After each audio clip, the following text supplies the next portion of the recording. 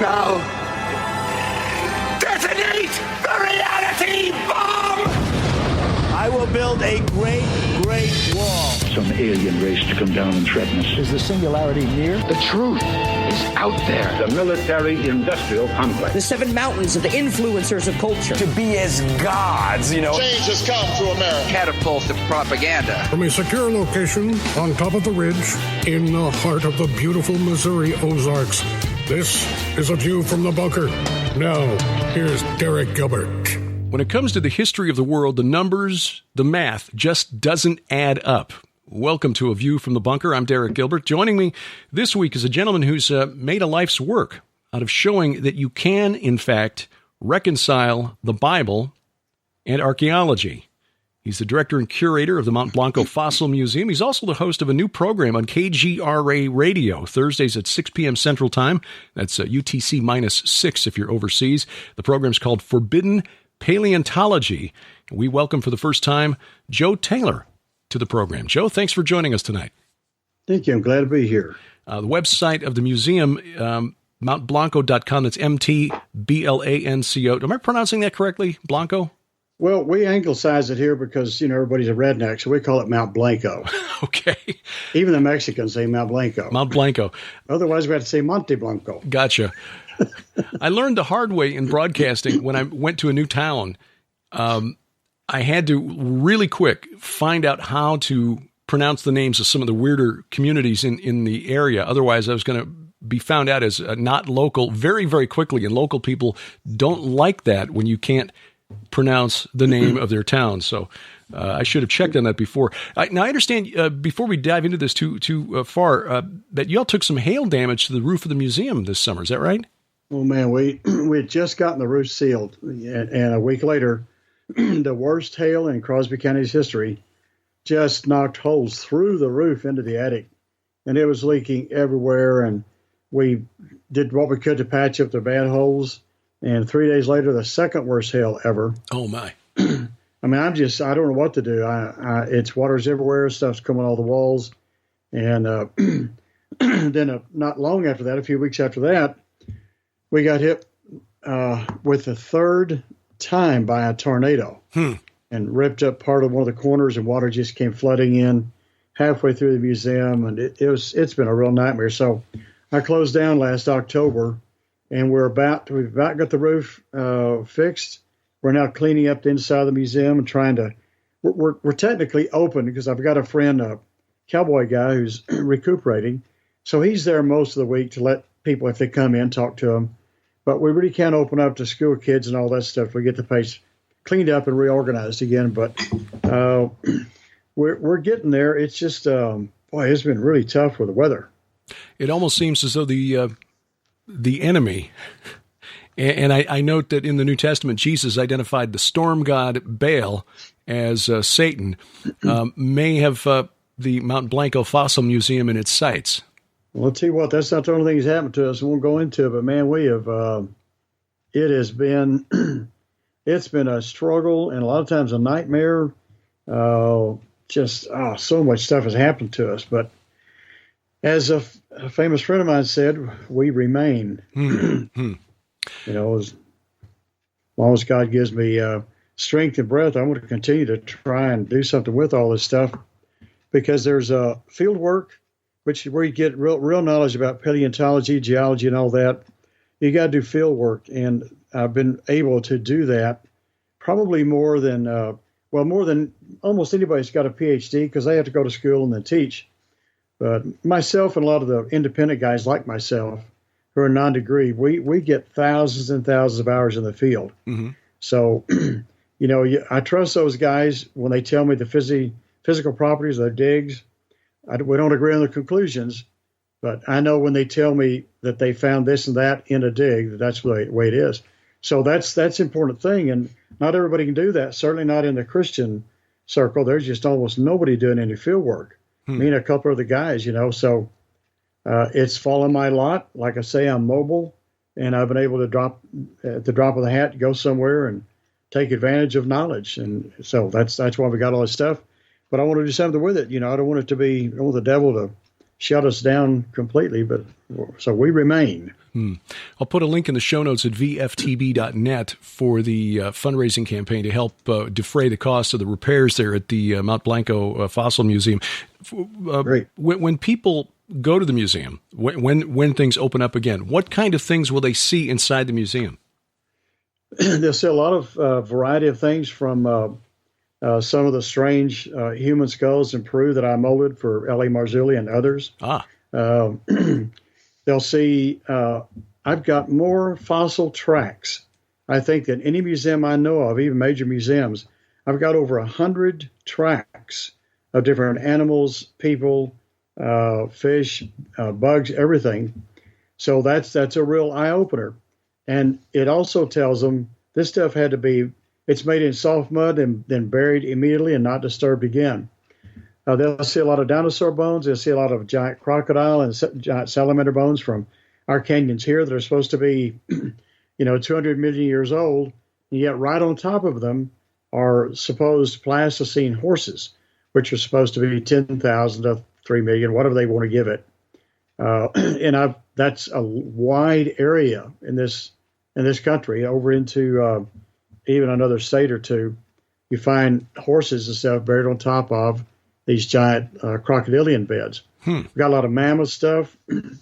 I lived with and restored and molded the burning tree mastodon up in Licking County, Ohio, back in '92. That's the one that had living bacteria still in its intestines, and the stomach contents were still there. So we've got the number one cast of that. I molded it and brought home a cast of it. We got that. We've got we just molded again, or just cast again, the famous Taylor Trail, which is the longest, one of the longest dinosaur trails in the country. It's 55 feet long. It's a dinosaur going along what appears to be about a 7.5 foot tall man stepping in the tracks. So this was uncovered by Stan Taylor back in the 70s. And we went down there and a team sandbagged the river. We got the limestone dry. And then me and some other guys molded that whole 55 feet in latex rubber. So we just cast another one of those. We're going to put that in the museum. They'll take up all of one wing plus a little bit of space. But that's there. We got a lot of buffalo skulls. We know a lot about them. We got stuff from Alaska, Siberia, the Gobi Desert. We got two unicorn skulls. Unicorn skulls? Yep. They think unicorns are just stuff that girls put on their mirrors, when they're 13. But while I've never seen a one-horned horse or a one-horned fossil horse, I do know of a horse in New York City in the 1930s who had two horns. And they when he died, they saved him. They saved his bones, so they've got it somewhere there. But the unicorn that the Bible's talking about is the one-horned rhino. Okay. And you find those in the Gobi Desert and up near Amarillo up here north of me in these so-called Pliocene beds. There's a unicorn up there. They're just a big old rhinoceros with the one horn on their nose. Sure. And, again, so that argues against extinction. They're supposed to have been extinct for at least 10,000 years. Well, how would the Bible know anything about them if they've been gone for all that time? So that's one of the things we have. I've got some cast of the points from the Folsom site, the famous Folsom Man site up in New Mexico. Plus, I've got some chert nodules, chert potatoes. They like a big potato. They're really high-grade gray flint, and they found a lot down around Abilene and parts of Texas in the limey dirt, limey clay, and these chert nodules formed. And so when the Indians, or not the Indians, but the people got over here, they break those chert nodules, and here's a razor-sharp piece of flint you can do something with. And I have those there to show people, look, this is in limestone, and I want to show you that limestone is a product of Noah's flood. So when I see an arrowhead, no matter how beautifully it's done, I know it's not more than 4,500 years old. If it's in America, the people that use that flint didn't get back over here till probably 3,800 years ago. And then By that time, another 1,000 years goes by. That's probably the days of the giants, doing all these big mounds all around the country. Then the Indians, as we know them, and other people came over, but they picked up the same thing with flint and other rocks. So we got a lot of that. I've got coprolites from the Triassic red beds, which are in perfect shape, all kinds of colors, to show that look, this is droppings in the swamp. How could they possibly have laid out there very long before dissolving? They were buried in mud. They had to be preserved. I've got a little clump of mummified fish in some beautiful gray. It's kind of like shale from out over New Mexico near out of the Triassic red beds. And in that bed are giant cricket tracks, perfectly preserved, giant crickets, okay? And fish, like little goldfish, they're beautiful, this beautiful red color. They're buried so quickly they couldn't even petrify. They just mummified. Huh. All of this is immediate deposition. And you look at, and I know these same features over most of the world. They're all buried rapidly, and rapid deposition. You know, when you know how vast it is and how deep the sediments are, it can only relate to Noah's flood. That's what I tell everybody. It really is a fact. And here's why. It's why we have all this stuff. One of the tracks we have is from New Mexico, out there in the Los Robledos Formation near Las Cruces. Jerry McDonald, Dr. McDonald, ruined his back carrying these tracks out of a site back there, but he found so much stuff. And there was a guy named Dr. Nicholas Houghton, I think, from the American Museum or the Smithsonian, one of them. He was out there, and Jerry showed him what appeared to be a bear track. Mm-hmm. And he said, you need to put that aside because we don't want the creationists to see that. Well, why not? There's also some bird tracks out there, and the birds walk along, and all of a sudden, poof, he's gone. And Dr. Houghton says, well, yes, those are bird tracks. Well, it looks like the bird could fly, but this is in the Permian. Oh. Yeah, I can't get birds yet. Long before Archaeopteryx, right? Yes, sir. Mm-hmm. And up in Wyoming, we're going to dig up there. Another big paleontologist was out there. This guy, this rancher, peeled off a layer of stone to expose this flat plain of stone, just a big area out there, about like a half of a basketball court.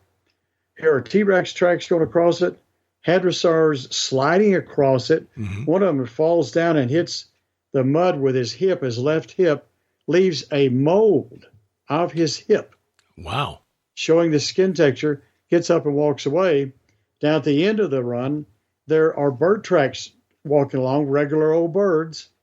And this professor looked at that and he said, this means we must rethink our position on birds. Mm-hmm. Yeah, well, why is that? Well, because they're in there with Velociraptor, and Velociraptor's got to get up in a tree or something and turn into a bird. Right.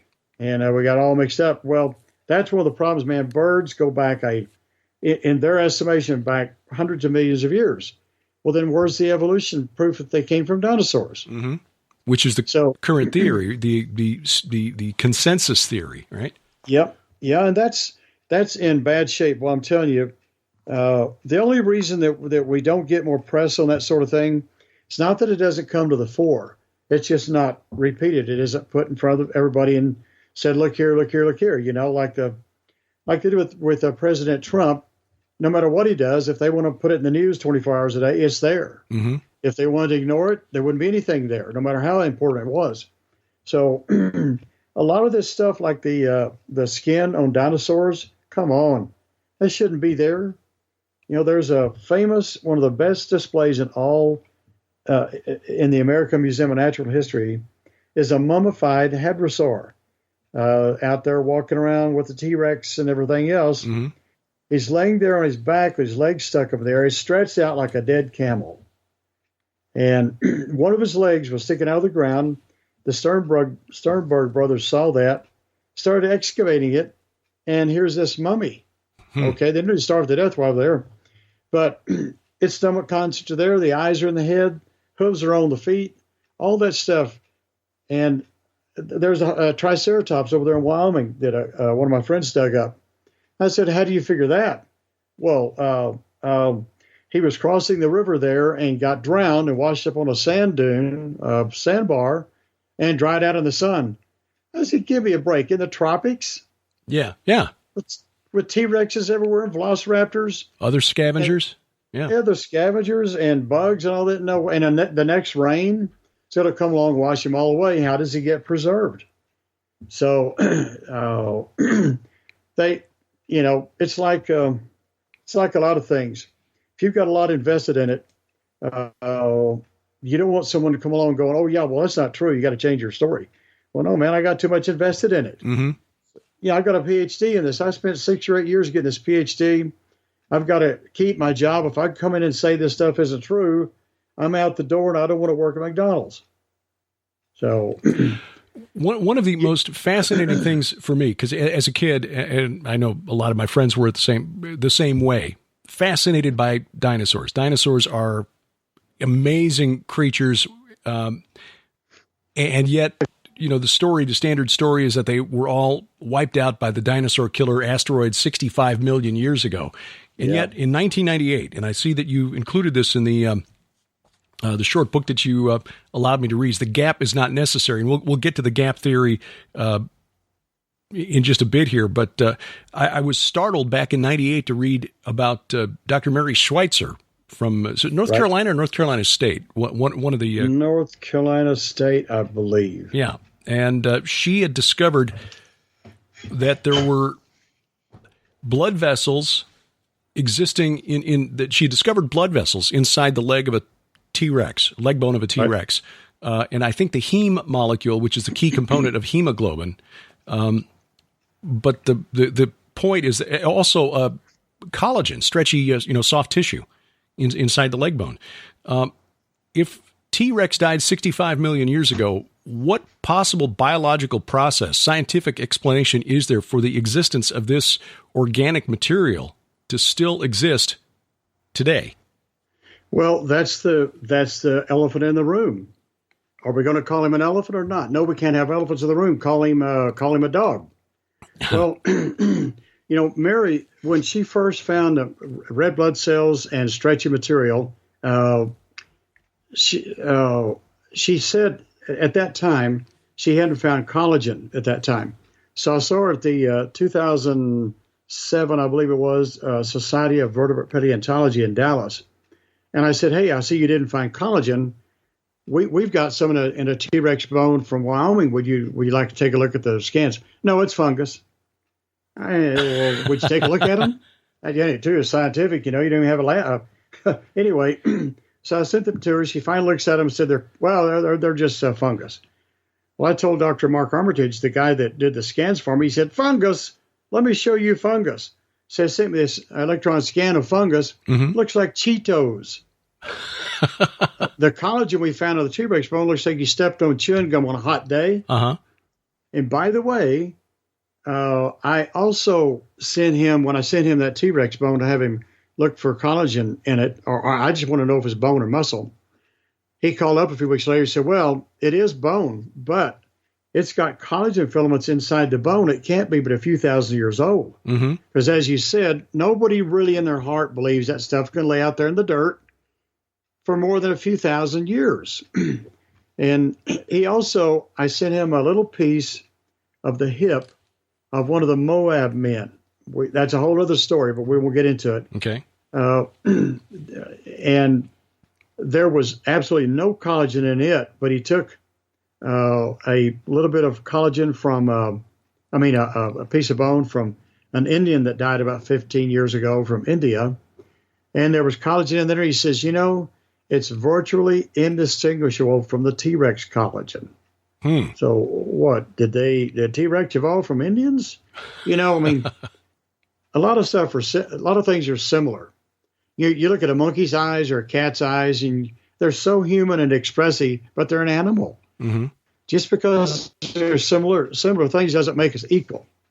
But Mary has since she did find collagen, But Mark Armitage, he was just on my show last week, and he said, Joe, I can tell you some stuff, but you cannot tell anybody till we publish. So I can't tell you what they're doing, but man, oh man, they have got new tests that are just showing amazing things. It's like these GP, the satellite pictures of the Earth.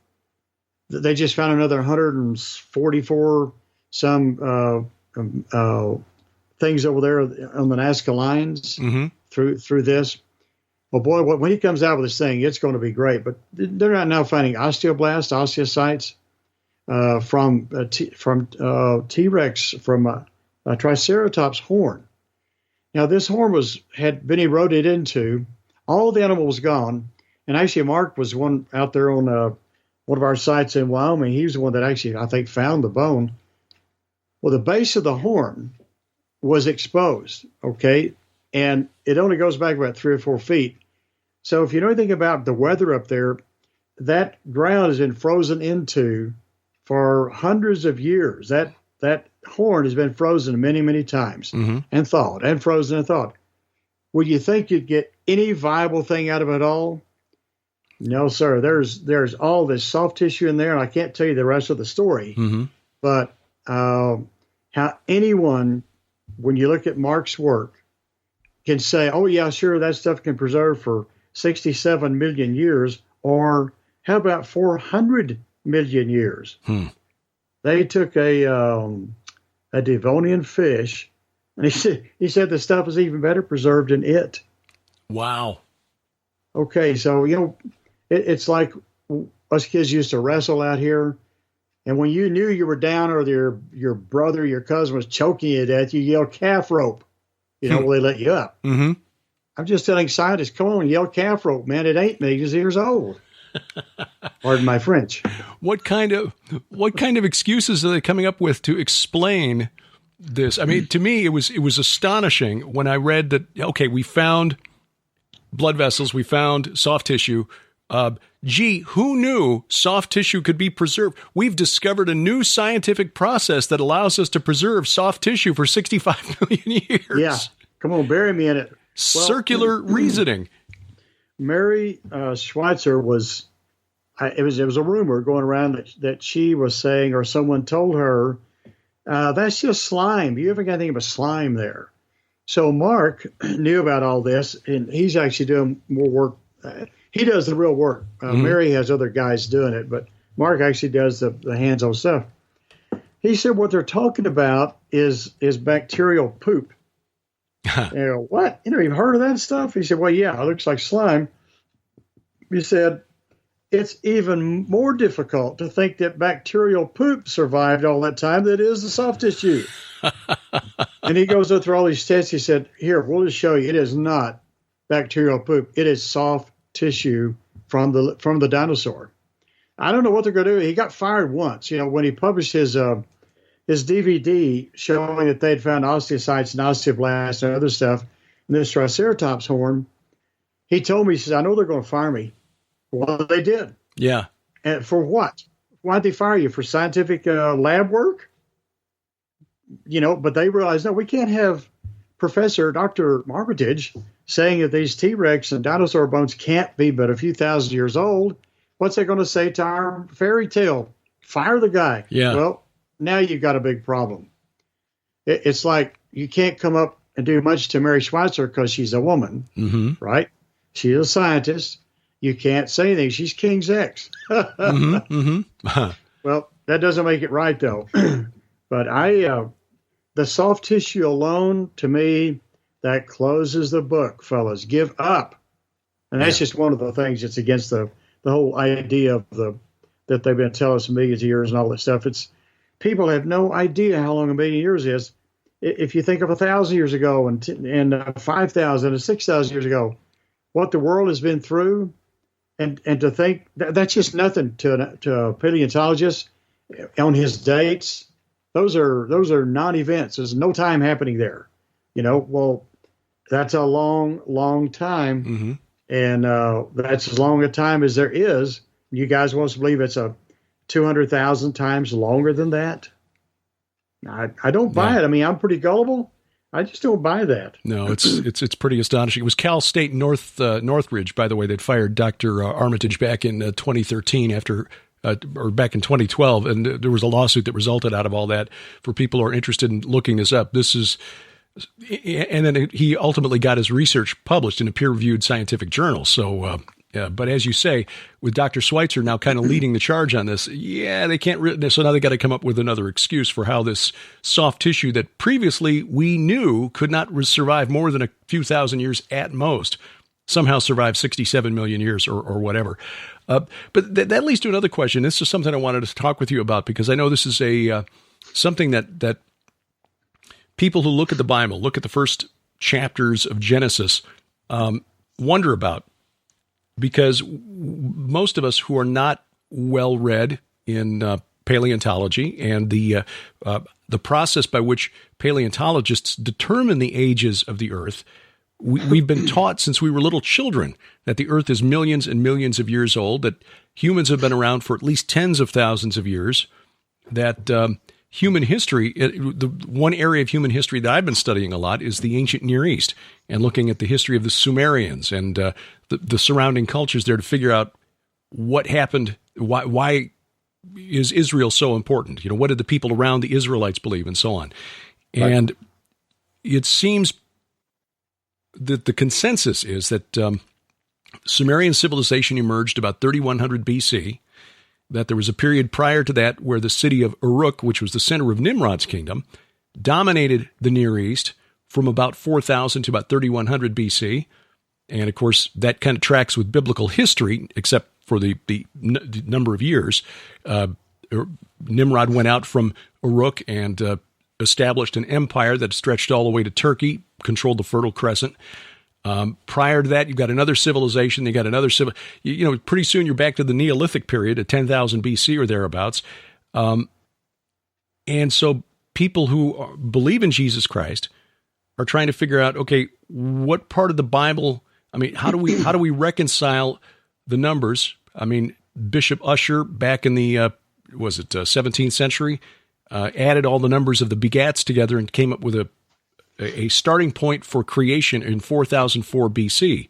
But we're told that that there are cultures that extended well beyond that, much earlier than that. And so we come up with this gap theory that, to go back and explain, the older stuff like the mammoths and the dinosaurs and the trilobites and the, so on. Your book, obviously titled "The Gap Is Not Necessary," kind of lays out your position there. First of all, how long have we been using the gap theory to kind of explain away ancient fossils? And why do you say we don't need it to reconcile paleontology and the Bible?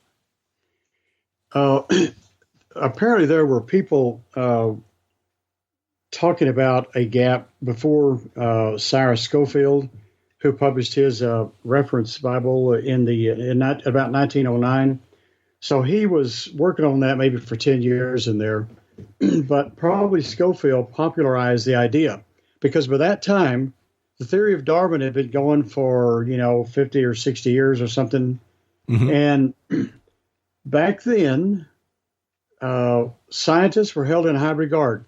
Men of science and letters, universities, they were held in high regard. A lot of them were ministers. There was minister colleges and all that. So if one of those guys says something, it's hard for you to go against it. And regarding dinosaur bones, trilobites, and all that stuff, the average person in the world has never seen a real fossil themselves. They've seen them in museums. Right. But they've never dug up mammoth. They don't know anything about the dirt. They haven't done any lab work, and et cetera. So they were left with depending on these men of science that had to be telling the truth. Well, it turns out they just weren't. Charles Darwin's theory was based on a lot of observation. He made statements like, well, if we keep digging down, we'll find that more and more, the deeper we go, we'll find less and less complexity. Well, you go down to the trilobites, they're more complex than we are, okay? And, well, there's no vertebrates back there. Yes, there were. The Chinese found vertebrate animals in the supposed, I believe, Precambrian. pre-trilobites.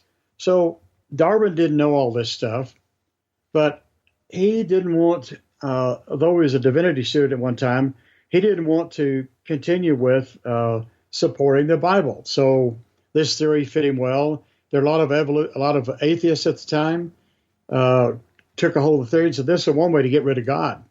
So it wasn't so much science as it was a way to get rid of God. So you've got all these publications and expensive books being published saying that, mammoths were 3 million years ago and all this stuff. They've changed those dates so many times now that anybody who believes that stuff it's just not, they don't even believe it themselves. So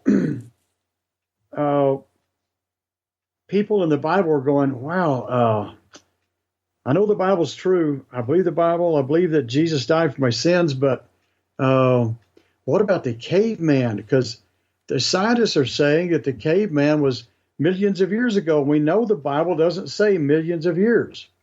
So Schofield and others said, look, there's between Genesis 1 and 2, God created the heavens and the earth was without form and void. That's it. There was something happened, and it sat there for millions of years. And in verse 2, he comes along and starts creating again. Well, there is nothing in there. I've read it. There's nothing in there. In fact, if you look at, it says, and the evening and the morning were the second day. Mm-hmm. Those, when it says evening and morning were the first day, second day, third day, when you have yom, the word yom with a number, it means a 24-hour period of time. Well, there's no reason to read that in there unless Darwin had come along and said, well, there's millions of years missing, that we don't know anything about. So Schofield and others just said, well, we found the answer. We can believe in the Bible. It starts off right at Adam, and we have horses and cows and no dinosaurs and no cavemen. But what he didn't realize, and a lot of people didn't know, that those cavemen, I remember back in 1955 seeing an article in, I think, Life magazine, showing all these caveman skulls and the caves and the caveman paintings. And, they all look like brutes that drug their wives around with their hair and all that stuff and could barely say ugh and make a fire. Well, it was pretty convincing. Why would Life magazine, a world publication, print something like that and hire these expensive artists to do this great artwork and go to the trouble to go over there and photograph this stuff if it weren't true? Mm-hmm. Well, fellas, you're in a limestone cave. Look at the rock. Take your eyes off the wall paintings for a minute. Take your eyes off the skulls. Look at the rock. They're in a limestone cave. Limestone goes all around the world. And it's when it was laid down, there's different thicknesses and different consistencies of it. So during the flood, you've got thousands of feet of this stuff stacked up with a lot of animals that have just been buried in it. Whole animals, trillions of sea creatures buried in the limestone as though they never were scavenged on the bottom of the ocean. So after the flood, you've got subsequent earthquakes as the earth is settling down from all the continents splitting up. Well, big cracks go through the limestone, water starts seeping out. Pretty soon a bunch of water seeps out, and it pretty well, after a while, it cavitates and forms a cave. Mm-hmm. And then the water flows down through it. So when the caveman came along, the descendants of Shem, Ham, and Japheth, a few hundred years after the flood, probably after the dispersion of languages, people were saying, well, let's, we know what a boat is. Let's make a boat and go somewhere. So they end up in Europe. And where can you go? You can't build a house. You don't have saws. Mm-hmm. You can't build them out of rocks. It's too hard. Go to these caves. You build a little fire in there. You've got water. You got shelter. You put some stuff up in the front, keeps the lions out, and you eat all the meat because you can't eat the fruit because the mammals are eating all the fruit, the elephants, the rhinos, the bears, and all that. So you got to eat them. Mm-hmm. Okay, so there they are in those caves, and what are you going to do on a cold night? Well, if you can see really good, like the Neanderthal could, Dr. Jack Quazzo examined Neanderthal skulls over there in France, I believe it was, did some microscope work on them, and he said, man, these guys were superior. Their teeth, the enamel, can re-enamel itself. Ours just wears away and gets cavities. Wow. Their teeth, when they scratched it, re-enameled. Okay? So he said, obviously they could see in the dark. Their eyes must have been way superior to ours because there's no soot on the ceiling where they were doing that artwork. You know, if you're burning you're burning a torch or something to see by, you're going to smut up the ceiling like the old cathedrals in Europe, right? Mm-hmm. So what are you going to do on a rainy night? You just go back there and draw if you've got any talent, and a lot of those guys did. Well, being an artist, a professional artist, and I know hundreds of artists, I've studied every art thing there is in the world. I can tell you those people have talent. They're not dim-witted brutes dragging their wives around with hair. Mm-hmm. Those people had talent. They were depicting things without photographs, without projectors, and drawing on these rough cave walls, some of them very accurate drawings. Okay? They're living in caves. Well, Schofield and these other writers just didn't know that. So after a while, this idea became ensconced that, well, we don't need to argue against millions of years because everybody in college says that's the truth. But what we say is, well, it just all happened before Adam. And I'm saying, no, Adam was a perfect man, way superior to us. His those generations, only 7 generations down to Noah. Mm-hmm. And then the men getting off the ark were way superior to us. So when their descendants a few hundred years later start going around the world, they're more intelligent than we are. They have bigger brains, better bones, better teeth. They already know how to make tools. They know how to make fire. They're tough, and they take their women along with them. They don't have to drag them by the hair. I remember hearing Dr. Cuozzo on a radio interview, and I've got a copy of his book, and sadly I've not read it yet. But as I recall, his expertise was as a dentist, or he was a dentist. Yeah, a dentist. And so he examined one of the skulls of the Neanderthals and found that the skull had been improperly reconstructed based on the presumption that they were ape-like. Yes. And that when you align the jaws properly, it's like, well, this is human. And in fact, there was an article that was published in the Telegraph in the UK back in 2004, based on the research of a paleontologist from University of Adelaide. And his name is escaping me at the moment, but the title of the article, and I've saved it because I don't want it to disappear down the memory hole, was, believe it or not, they're all the same species. His work had examined all of the existing, what they call hominin remains on the planet. Hominin is supposed to be like a humanoid transitional species between, say, Australopithecus and humanity. And when he measured all of these remains and then plotted them on a graph, measured skulls and all of the bones and so forth, found that the measurements all fit on a typical bell curve for the standard deviation in size for modern Homo sapiens. And so his conclusion was that all of these 50 some odd species, and I was startled, Joe, to find out there are only about 200 of these sets of remains existing. If we've been around for 10,000 years, where are all the bones? Well, that's another point. Where are all the bones? Yeah. If there really were 1 million years of dinosaurs, where is that evidence? And there's a lot of dinosaur bones. And they don't make up the oil down there. There's too many of them in the dirt up here in the coal mines. Right. Same with Neanderthal. I read a story, and I don't know where it was now, but this story said when they first started finding Neanderthal remains, they dug up a graveyard of these things. There were so many bones of Neanderthals that they made fertilizer out of them. Nothing to see here. Nothing no to big see deal. Here. Yeah. That, I'm telling you, they have, that thing with the jaw that Cuozzo said, he says in his book, that's one of the most important books written in modern history, I'm telling you. What he determined over there, because he knew what he's doing, he says in the book, he said, all they wanted was a copy of my x-rays And he said, okay. So he goes in there and he x-rays these skulls and he puts the jaws back in the correct position. Mm-hmm. He said, I knew I was in trouble because they're going to see that I know they pull the lower jaw out to match like a horse, like a monkey, to look like they're ape-like when really all of us have an overbite, the upper teeth overbite the lower. Mm-hmm. He said he knew he was in trouble. In fact, he goes on to say that they tried to get at him. Somebody tried to get at him in his motel room.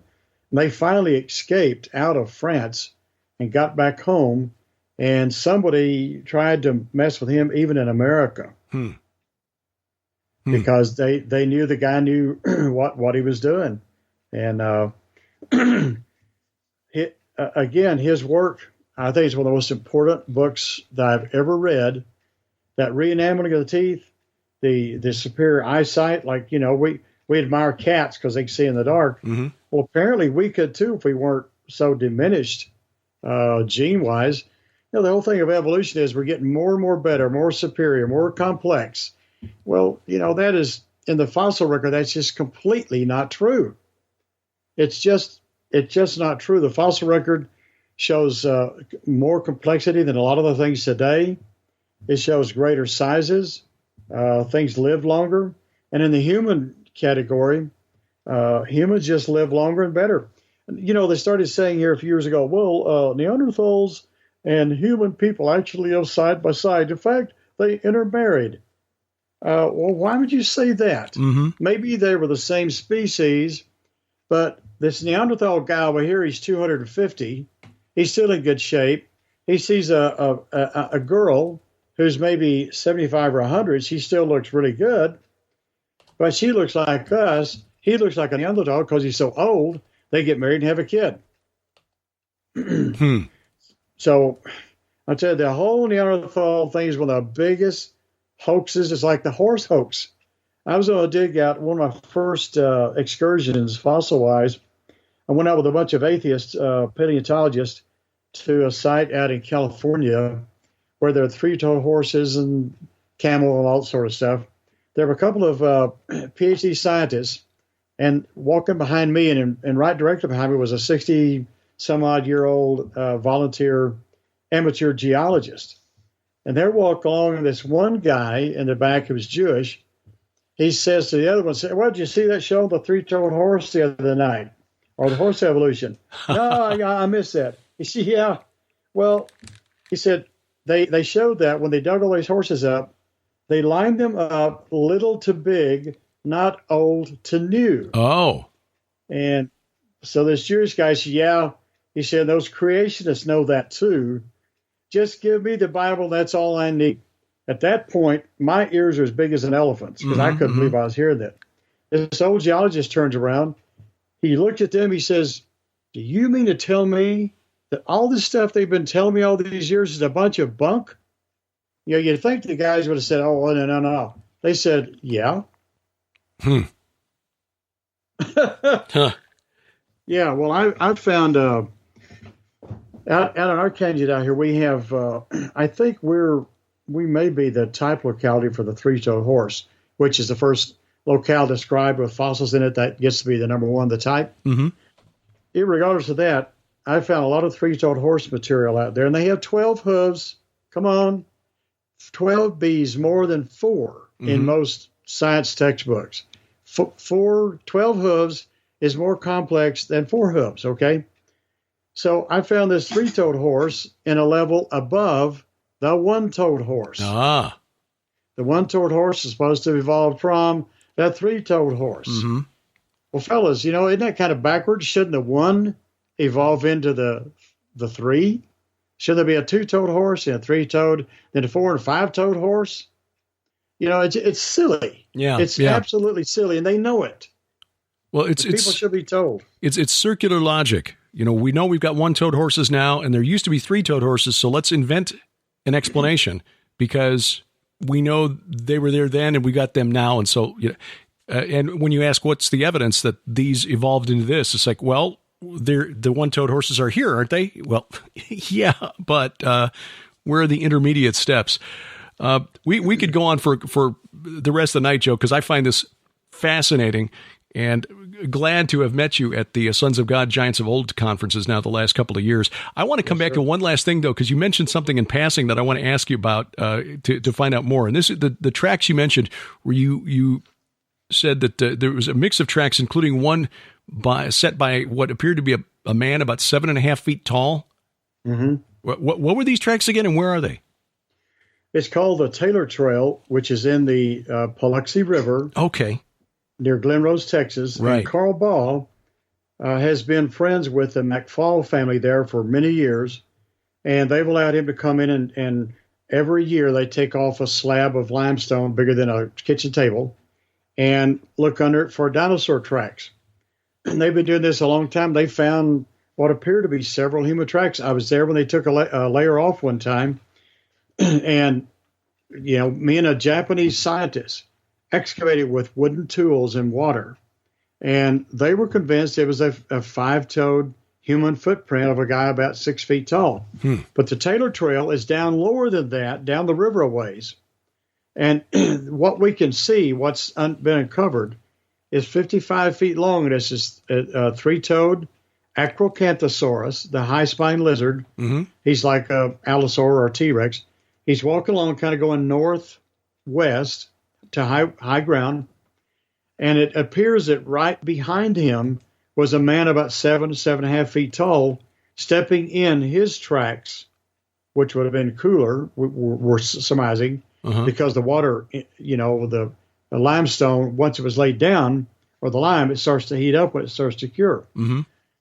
But there they are, and some of them are very clear. The clearest one was destroyed one Sunday morning when Dr. Carl Ball from Creation Evidence Museum was down there, and they all went to church on Sunday or somewhere. A fellow was seen down there with a crowbar under 2 feet of water. In 2 feet of water, he knew right where the key track was, and he chipped it up so you couldn't see the 5 toes. So, okay, if it's just a dinosaur track, why would you destroy it? It's against the law anyway. Mm-hmm, mm-hmm. So, I molded that whole thing anyhow. It's in my museum, and the molds were so thin. We did it in one day. You can't do a mold in one day, but we did it.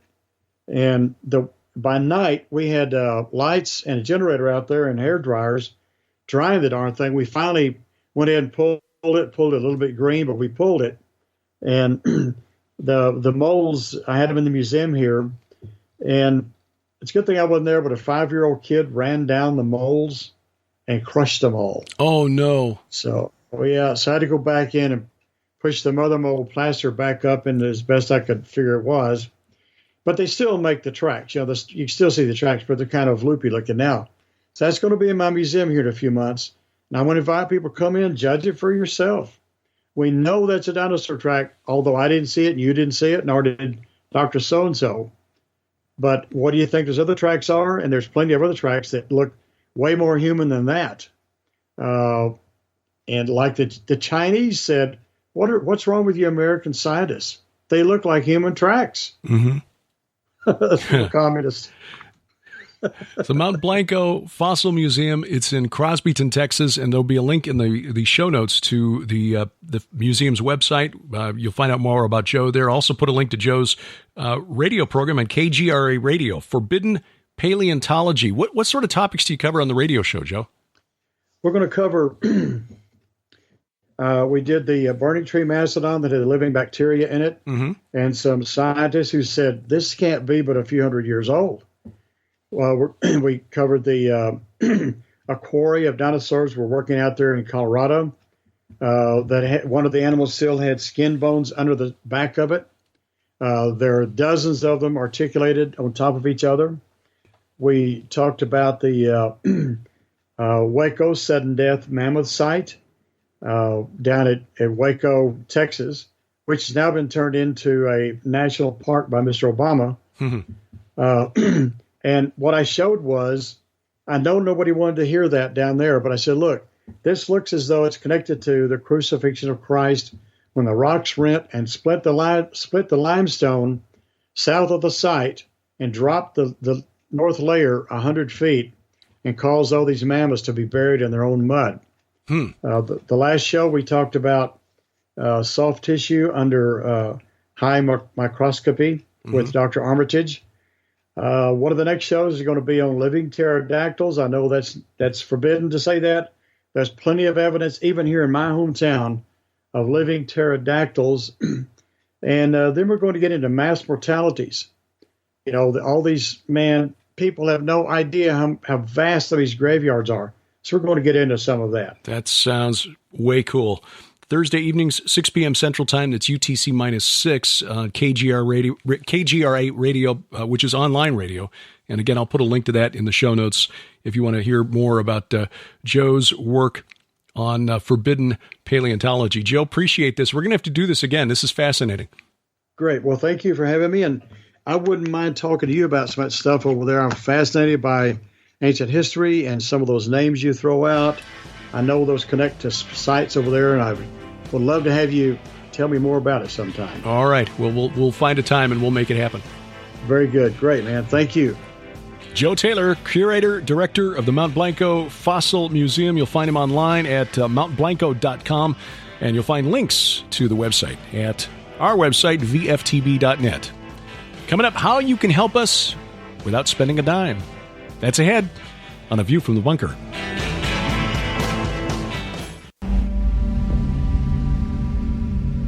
I intend to share undisclosed facts that are stranger and scarier than most people can comprehend, and it is going to shake the public to the bone.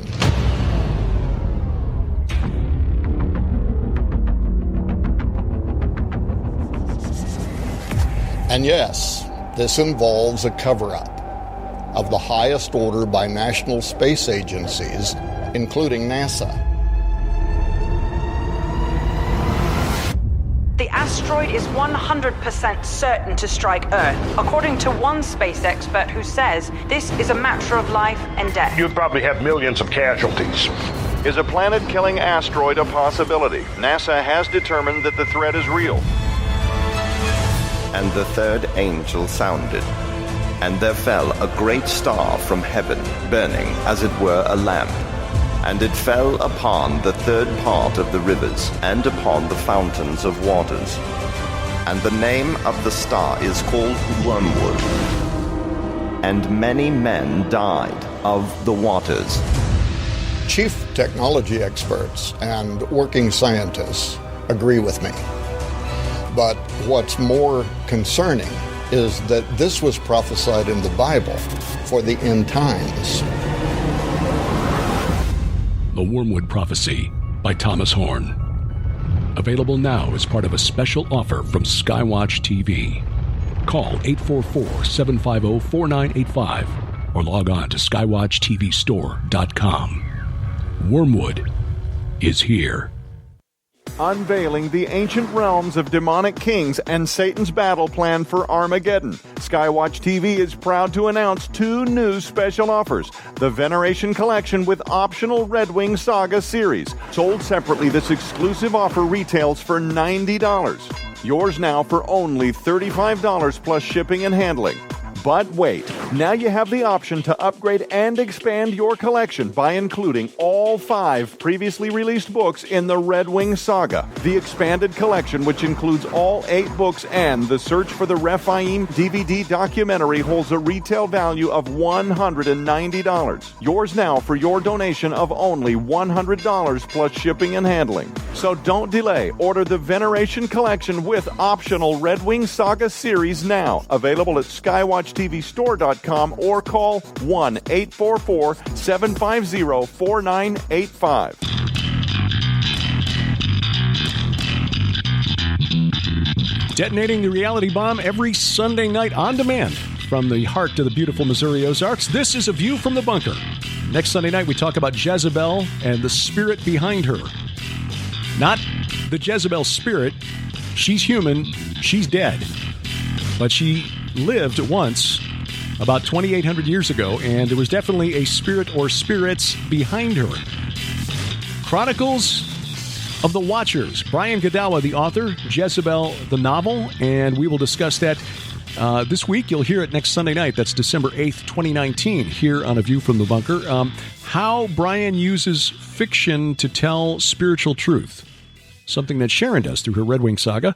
Brian does it with the style of an award-winning Hollywood screenwriter. He's been a frequent guest on this program, and I'm sure you'll enjoy the program, finding out more about the historic Jezebel, Ahab, and the spirits behind her, and the research that he puts into the research he puts into the book is solid, like what Sharon puts into the Red Wing saga. So I think you'll into the series. We highly recommend his Chronicles of the Nephilim, the 7-book series. There helps to get a visual in the mind for what's going on in the spirit realm. I mean, obviously it's speculative. We see into that realm as though into a glass darkly.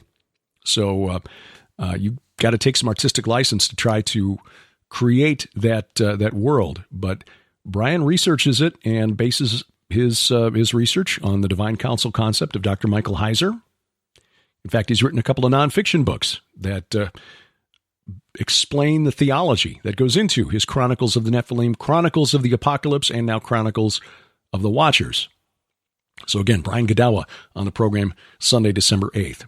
How you can help us without spending a dime.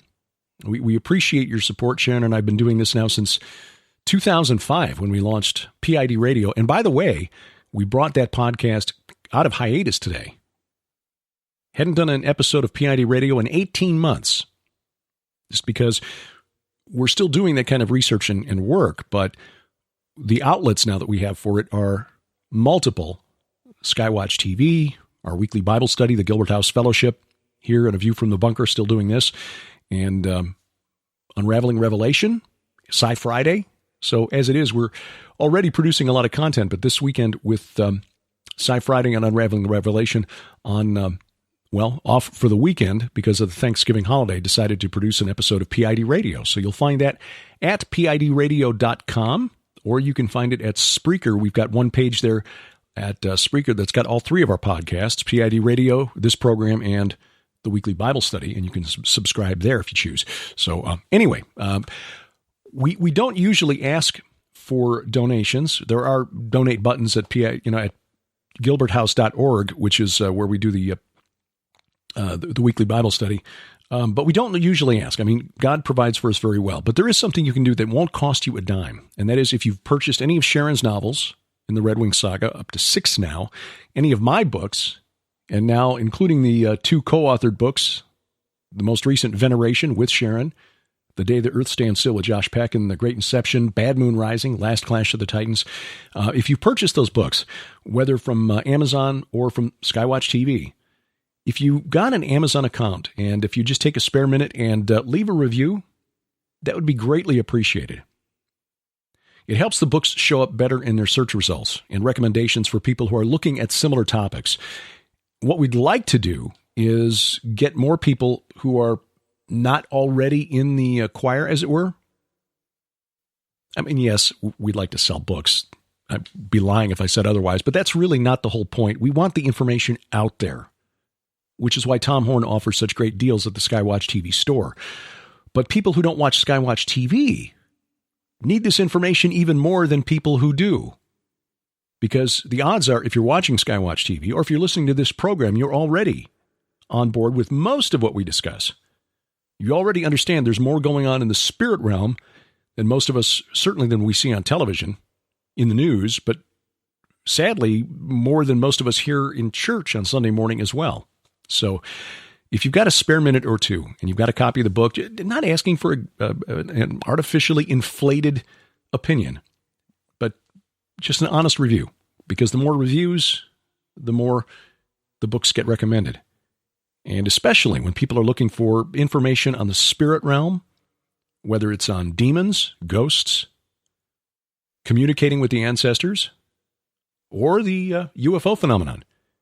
We would like for some books that are based on the Bible to show up in their search results and hopefully get some people drawn into, well, the Bible, the truth. Because after all, as L.A. Marzulli describes it, the Bible is the guidebook to the supernatural. So, thank you very much for your help. We do appreciate that. You could download our free mobile app at the The website, we've got links there to the Android and iOS app stores, the Google Play Store, and the Apple, what do they call it? I guess just the App Store. Anyway, that's the easiest way to keep up with the podcast here at A View from the Bunker. On social media, you've got at View from Bunker. Facebook, View from the Bunker is the name of the page. And you can also follow me, Derek P. Gilbert, at Parler, P-A-R-L-E-R, SaviorConnect.com, OneWay.com. I'm also on Twitter at Derek Gilbert, and of course at Facebook as well. That's just the boilerplate social media stuff. They tell us we're supposed to do this to, kind of promote. A bunch of conferences coming up in 2020. You'll find links to all of those in our upcoming events at gilberthouse.org. That's probably the best place to go for the upcoming. You look in the right-hand column there. We've got a link, a list, a bunch of those. Hear the Watchman in Dallas, March 6th through 8th. By the way, I just will say this. Use the promo code Gilbert20 if you plan to come to the Hear the Watchman conference March 6, 7, and 8 at the Hilton DFW Lakes Conference Center because that'll save you $20 on the tickets. Normally $99 until January 1st. After January 1st, it goes up to $129. But if you use the promo code now and register during the month of December, you'll get in for $79. So altogether, if you order early and use the promo code Gilbert20, you're essentially getting $50 off the normal rate. So don't miss that. We'll be in Scotland in April, the Scottish Bible Prophecy Conference, the Battle Ready Conference in San Antonio in late June, the True Legends Conference. I'll be speaking at Steve Quayle's annual conference this year. The theme, fascinating, ancient cataclysms and coming catastrophes, pre-Adam and the return of the days of Noah. Steve Quayle, L.A. Marzulli, Russ Disdar, Dr. Michael Lake, Carl Teichribb, Gary Wayne, and more. Don't miss that. Gen6.com for information there. Of course, the SkyWatch TV conference in late August. That is sold out. The Glacier Prophecy Summit. Sharon and I going on an Alaska cruise, along with the fellows from Prophecy Watchers. Gary Stearman, Bob Ulrich, also L.A. Marzulli, Pastor Billy Crone, Jeff Kinley, Dr. Larry Ollison. If you want more information on that, glacierprophecysummit.com. And don't miss our SkyWatch TV tour of Israel coming next October, because this is going to be fantastic. One-of-a-kind tour of Israel, seeing megalithic sites in the Holy Land, showing you how they are historically and then prophetically significant. We pray we get up to the Temple Mount like we did this past year, and that Joshua's altar is still available to us. But for more information, look to lipkintours.com. Now, there's an optional 4-day extension in Sardinia where we'll take you to the megalithic sites there. But beyond that, if you'd prefer to spend all your time in Sardinia, get more time there. And that island is mysterious. We're doing an optional and separate 8-day tour of Sardinia, October 29th through November 5th. One rolls into the other. lipkintours.com for more information. So, I'd appreciate also if you've got a spare minute or two leaving a review of this podcast. You can do that at Spreaker, Stitcher, iTunes, iHeartRadio, Spotify, Apple Podcasts, wherever else you find us. That's wherever fine podcasts are sold, of course. Give us a like our Facebook page. And remember, A View from the Bunker is a production of Gilbert House, released under Creative Commons Attribution Non-Commercial No Derivatives 4.0 International License. Our opening theme, Iron Bacon by Kevin MacLeod. His website, incompetech.com. Our announcer, D.C. Good. Next Sunday night, December 8th, Brian Godawa talks about his new novel, Jezebel. We wrestle not against flesh and blood. I'm Derek Gilbert, and this is A View from the Bunker.